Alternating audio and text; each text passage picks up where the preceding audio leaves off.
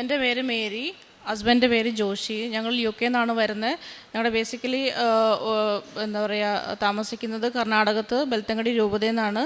ഞങ്ങൾ രൂപതയാണ് ഞങ്ങളുടെ. ദേവഗിരി ഇടവകയും കുന്താപുര ഇടവകയിൽ നിന്നാണ് ഞങ്ങൾ വരുന്നത്. ആദ്യമേ തന്നെ അമ്മ മാതാവിനും ദിവ്യതിരുക്കുമാരനും കോടാനുകൂടി നന്ദി പറയുന്നു. അമ്മയുടെ കാൽപാദത്തിനിടയിൽ വന്ന് നന്ദി പറയാനുള്ള കൃപയും ആരോഗ്യവും ആയുസ്സും ദൈവാനുഗ്രഹവും ദൈവശക്തിയും തന്ന അനുഗ്രഹിച്ചതിന് കോടാനുകൂടി നന്ദി പറഞ്ഞുകൊണ്ട് ഞങ്ങളുടെ സാക്ഷ്യം തുടങ്ങുകയാണ്.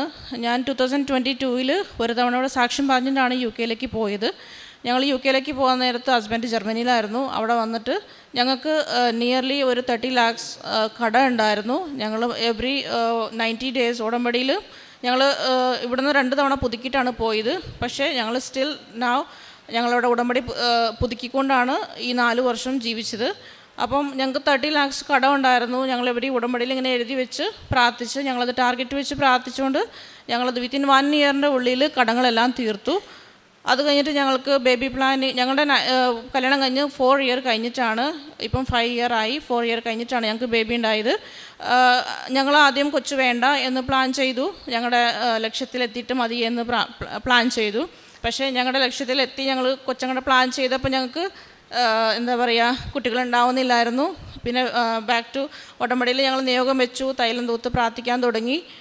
ദൈവത്തിനോട് മാപ്പ് ചോദിച്ചു. ഞങ്ങൾ ദൈവം തന്ന സമയത്ത് ഞങ്ങൾ സ്വീകരിക്കാതെ ഇരുന്നതിനെ മാപ്പ് ചോദിച്ചുകൊണ്ട് പ്രാർത്ഥിച്ചു.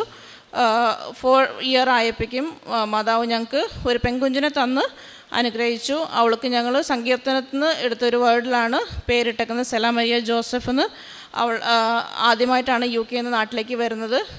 അമ്മയുടെ തിരുനടയിൽ വന്ന് സാക്ഷ്യം പറയാനാണ് കുഞ്ഞിനെ കൊണ്ടുവന്നത്. മൂന്നാമത്തെ സാക്ഷ്യമാണ്, ഞങ്ങൾ നാട്ടിലൊരു പ്രോപ്പർട്ടി വാങ്ങിച്ചു. more than 70 lakhs കടം എടുത്തിട്ടാണ് ഞങ്ങൾ പ്രോപ്പർട്ടി വാങ്ങിച്ചത്. അത് വാങ്ങിച്ചത് മമ്മിയുടെ ഒരു കസിൻ്റെ സ്ഥലമായിരുന്നു. പക്ഷേ ബ്രോക്കറും കസിൻ അങ്കിളും കൂടി ഞങ്ങളെ ചതിച്ചതായി ഞങ്ങൾ മേടിച്ച് കഴിഞ്ഞിട്ടാണ് അറിഞ്ഞത്.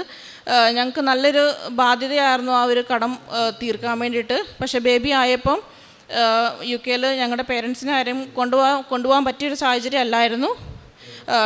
പ്രോസസ്സും കാര്യങ്ങളൊക്കെ പ്ലാൻ ചെയ്തപ്പം ഇവിടുത്തെ ഒരു സാഹചര്യം കൊണ്ട് ഞങ്ങൾക്ക് കൊണ്ടുപോകാൻ പറ്റിയില്ല.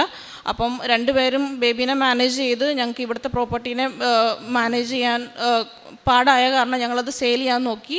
പക്ഷേ ഞങ്ങളുടെ കസിൻ അങ്കിൾ ഒരു more than 4 year ട്രൈ ചെയ്തിട്ടാണ് ഞങ്ങൾക്കത് സെയിൽ ചെയ്തത്. പക്ഷേ ഞങ്ങൾ ഉടമ്പടിയിലുള്ള കാരണം ഞങ്ങൾക്കൊരു വിശ്വാസം ഉണ്ടായിരുന്നു, ഞങ്ങൾക്ക് ആയത്രം പെട്ടെന്ന് സെയിൽ ചെയ്യാൻ പറ്റുമെന്ന്. ഞങ്ങളത് ബ്രോക്കറിനോടൊക്കെ ഹാൻഡ് ഓവർ കൊടുത്തപ്പോൾ അവർ പറഞ്ഞു, ഈ സ്ഥലം ഉടനെ ഒന്നും വിറ്റ് പോകില്ല, നിങ്ങൾ തന്നെ അത് നടത്തിക്കൊണ്ട് പോകുന്നതായിരിക്കും നല്ലത്, ഒരിക്കലും ഇത് വിറ്റ് പോകാനുള്ള വഴികളൊന്നും ഇല്ല എന്ന് പറഞ്ഞു. പക്ഷേ ഹസ്ബൻഡും ഞാനും പറഞ്ഞു, ഞങ്ങൾ ഉടമ്പടിയിലാണ്, ഉടമ്പടിയിൽ നിന്ന് കിട്ടിയൊരു സ്ഥലമാണ്, പക്ഷേ അത് ഞങ്ങൾക്ക് ചേർന്ന സ്ഥലമല്ലെങ്കിൽ അത് മാതാവ് ഞങ്ങളിൽ നിന്ന് ഞങ്ങൾക്കൊരു നഷ്ടമില്ലാത്ത രീതിയിൽ അത് ഞങ്ങളിൽ നിന്ന് ഒഴിവാക്കി തരുമെന്ന് ഞങ്ങൾ പൂർണ്ണമായിട്ട് വിശ്വസിച്ചു.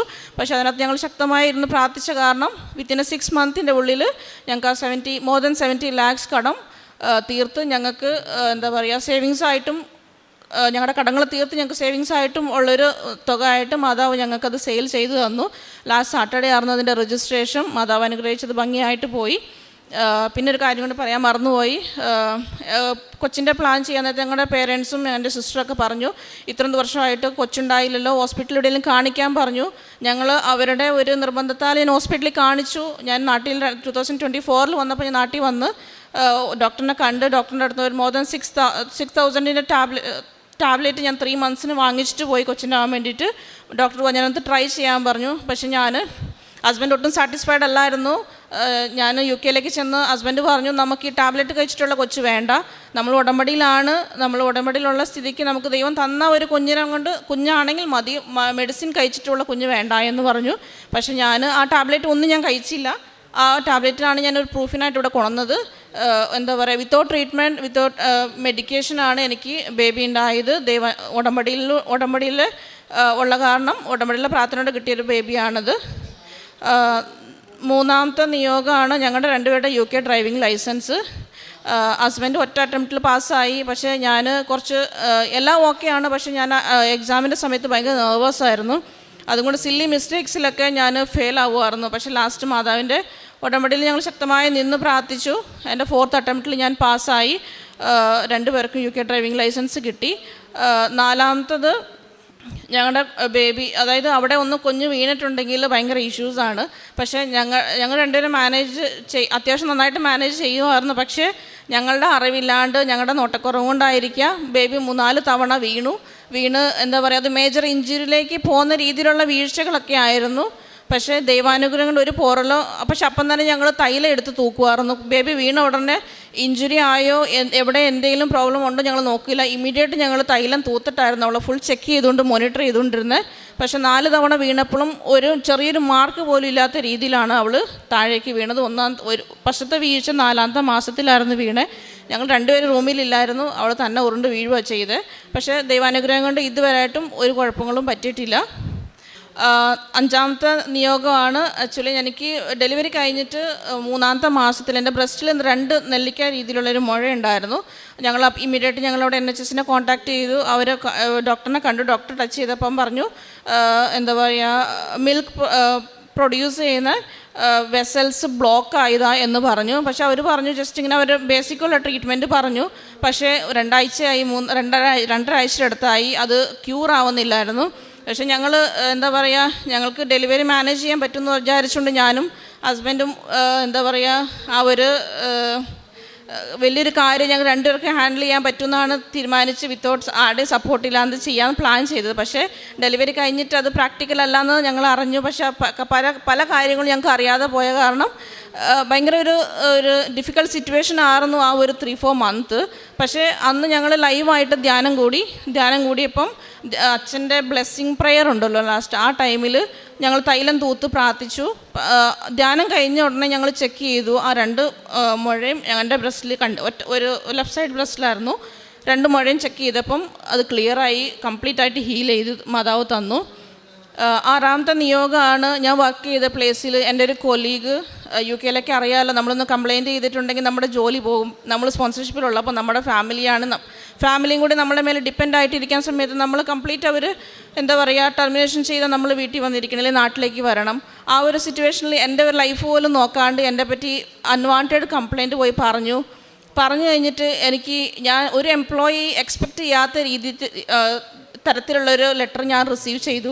ഞാൻ കംപ്ലീറ്റ് തകർന്നു പോയി എന്നുള്ളതാണ്. ഞാൻ ആ ലെറ്റർ പിടിച്ചിട്ട് ഹസ്ബൻഡിൻ്റെ അടുത്തേക്ക് വന്നു.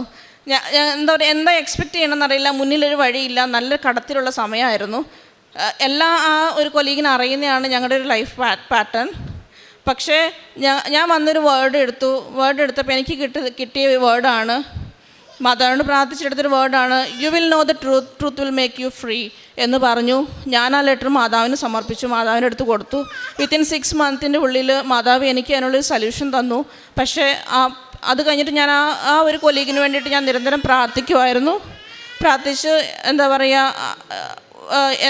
പീസ്ഫുൾ വർക്ക് ചെയ്യാനുള്ളൊരു അറ്റ്മോസ്ഫിയർ ഞങ്ങൾക്ക് മാതാവ് ഒരുക്കി തന്നു. അതുപോലെ തന്നെ ഞങ്ങളുടെ പ്രേക്ഷിത പ്രവർത്തനം എന്ന് പറയുമ്പോൾ ദശാംശം ഞങ്ങൾ എന്താ പറയുക എവറി മന്ത് പറ്റില്ലെങ്കിലും മോസ്റ്റ് ഓഫ് ദ മന്ത്സ് ഞങ്ങൾ കൊടുത്ത് സഹായിക്കും. അതുപോലെ തന്നെ ഞാൻ ഇവിടുന്ന് പോയപ്പം പത്രം കൊണ്ടുപോയായിരുന്നു. പിന്നെ എൻ്റെ അനിയൻ ഇവിടെ ഉടമ്പടിയിലുണ്ടായിരുന്നു. അവനോട് പറഞ്ഞ് ഒരു തവണ പത്രം ഞാൻ UK കൊണ്ടുപോയി, 2 തവണ UK കൊണ്ടുപോയി ഇംഗ്ലീഷ് പള്ളിയിൽ ഞാൻ വിതരണം ചെയ്തായിരുന്നു.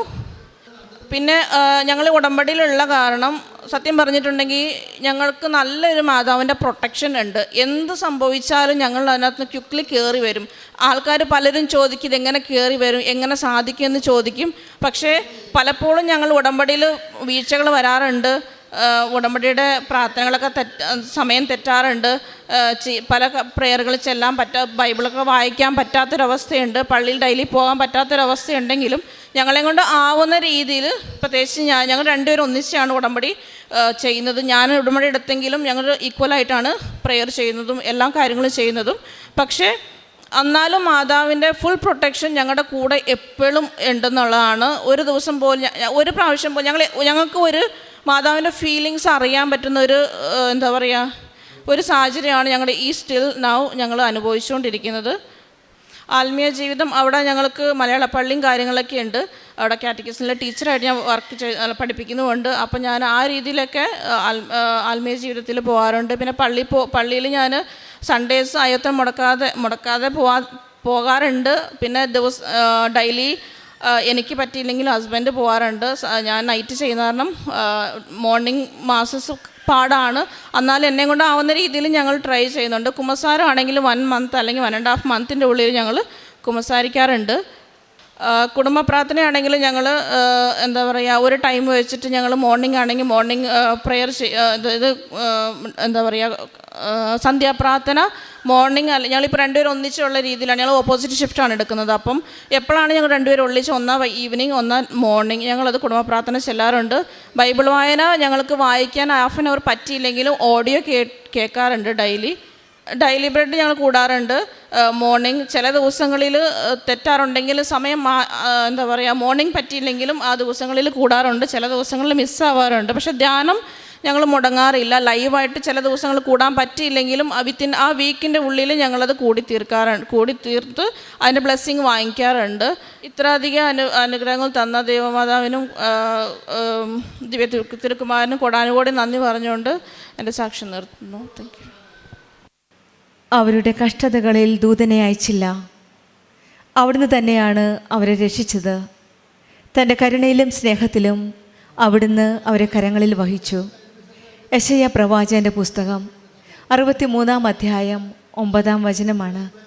നമ്മുടെ കഷ്ടതകളിൽ, നമ്മുടെ വേദനകളിൽ കൂടെ നിൽക്കുന്ന ഒരു ദൈവത്തിൻ്റെ സ്നേഹവും കരുതലുമാണ് നാം ഓരോ ഉടമ്പടി സാക്ഷ്യങ്ങളിൽ മനസ്സിലാക്കാൻ സാധിക്കുന്നത്.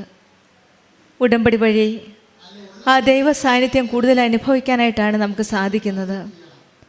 ഉടമ്പടി ഒരു സ്നേഹബന്ധമാണ്, സ്നേഹത്തിലേക്കുള്ള ഒരു വീണ്ടെടുപ്പാണ്. ഒരിക്കലും നാം ഒറ്റയ്ക്കല്ല എന്നൊരു ഉറപ്പാണ് ഉടമ്പടിയിൽ നമുക്കുള്ളത്. ദൈവം രക്ഷിക്കും. എന്നോട് കരുണയുള്ള ഒരു സ്നേഹമുള്ള ആ ദൈവത്തിൻ്റെ ആ അമ്മയുടെ കരങ്ങളിലാണ് ഞാൻ എൻ്റെ ജീവിതത്തെ ഏൽപ്പിക്കുന്ന എന്ന് നാം സമർപ്പിച്ച് പ്രാർത്ഥിക്കുന്നത്. മേരി എന്ന സഹോദരിയുടെ സാക്ഷ്യത്തിലും ഈശോയുടെയും അമ്മയുടെയും സ്നേഹം അടുത്തറിഞ്ഞ ഒരു ദൈവാനുഭവ സാക്ഷ്യമാണ്. കൃപാസനത്തിൽ ഡിസംബർ 7-ാം തീയതി ഉച്ചകഴിഞ്ഞ് 2:30 പരിശുദ്ധ അമ്മ പ്രത്യക്ഷപ്പെട്ടപ്പോൾ ദുരന്തം വരാൻ പോകുന്നു, പ്രാർത്ഥിക്കുക എന്നുള്ള മെസ്സേജുമായിട്ടാണ്, സന്ദേശമായിട്ടാണ് അമ്മ വന്നത്. ഇന്നും ഈ സന്ദേശം ഉടമ്പടി മക്കളുടെ ജീവിതത്തിലും അമ്മ തരുന്നുണ്ട്. ആ സന്ദേശങ്ങൾ ഒരു പക്ഷേ വചനത്തിലൂടെ ആവാം, പല വ്യക്തികളിലൂടെ ആവാം, പല സാഹചര്യങ്ങളിലൂടെ ആവാം. ആ വചനങ്ങൾ കേൾക്കുവാനും ശ്രദ്ധിക്കുവാനുമുള്ള കഴിവിനായി നമുക്കും പ്രാർത്ഥിക്കാം. ഈ മക്കളുടെ ജീവിതത്തിൽ ഈശോയുടെ ഒരു വലിയ സംരക്ഷണമാണ്. കൂടെ നിൽക്കുന്ന ദൈവം, കഷ്ടപ്പാടിൻ്റെ നിമിഷങ്ങളിൽ കൈവിടാത്ത ഒരു ദൈവവും സംരക്ഷിക്കുന്ന ഒരമ്മയുമാണ് ഈ ഉടമ്പടി മക്കളുടെ ജീവിതത്തിൽ നാം കാണുന്നത്. നമ്മുടെ ജീവിതത്തിലും കഷ്ടതകളിൽ ദൂതനെ അയക്കുകയില്ല, പക്ഷെങ്കിൽ അവിടുന്ന് തന്നെയാണ് നമ്മെ നയിക്കുന്നതെന്ന് നമുക്ക് വിശ്വസിക്കാം. ദൈവത്തിൻ്റെ സാന്നിധ്യം, ദൈവത്തിൻ്റെ കൃപയാണ് നമ്മുടെ കൂടെയുള്ളത്. തൻ്റെ കരുണയിലും സ്നേഹത്തിലും അവിടുന്ന് അവരെ കരങ്ങളിൽ വഹിക്കുമ്പോൾ നമ്മുടെ ജീവിതത്തിലും നമ്മുടെ കഷ്ടതയിലും നമ്മുടെ ദുഃഖത്തിലുമെല്ലാം ആ കരുണയിലും സ്നേഹത്തിലും വഹിക്കുന്ന ആ സ്നേഹം അടുത്തറിയുവാനുള്ള കൃപയ്ക്കായി നമുക്ക് പ്രാർത്ഥിക്കാം. മേരി പുളിവേലിനും കുടുംബത്തിൽ ലഭിച്ച എല്ലാ അനുഗ്രഹങ്ങൾക്കും, പ്രത്യേകിച്ചും ഈ കുഞ്ഞിനെ ലഭിച്ചതിനും മറ്റെല്ലാ അനുഗ്രഹങ്ങളും, കഷ്ടതയിൽ കൂടെ നിന്ന് ആ ദൈവത്തിൽ നിന്ന് കിട്ടിയ എല്ലാ അനുഗ്രഹങ്ങൾക്കും നമ്മൾക്ക് കരങ്ങളടിച്ച് ദൈവത്തെ മഹത്വപ്പെടുത്താം. യേശുവേ നന്ദി, യേശുവേ സ്തുതി, ആവേ മരിയ. അത്യപൂർവ ദൈവാനുഭവങ്ങൾ ഇനി നിങ്ങൾക്കും സ്വന്തം. ഈ യൂട്യൂബ് ചാനൽ ഇതുവരെ സബ്സ്ക്രൈബ് ചെയ്തിട്ടില്ലെങ്കിൽ ഇപ്പോൾ തന്നെ സബ്സ്ക്രൈബ് ചെയ്യുക. ഈ വീഡിയോ ഇപ്പോൾ തന്നെ നിങ്ങളുടെ സുഹൃത്തുക്കൾക്ക് ഷെയർ ചെയ്തുകൊണ്ട് കർത്താവിൻ്റെ പ്രേക്ഷിതരാകുക.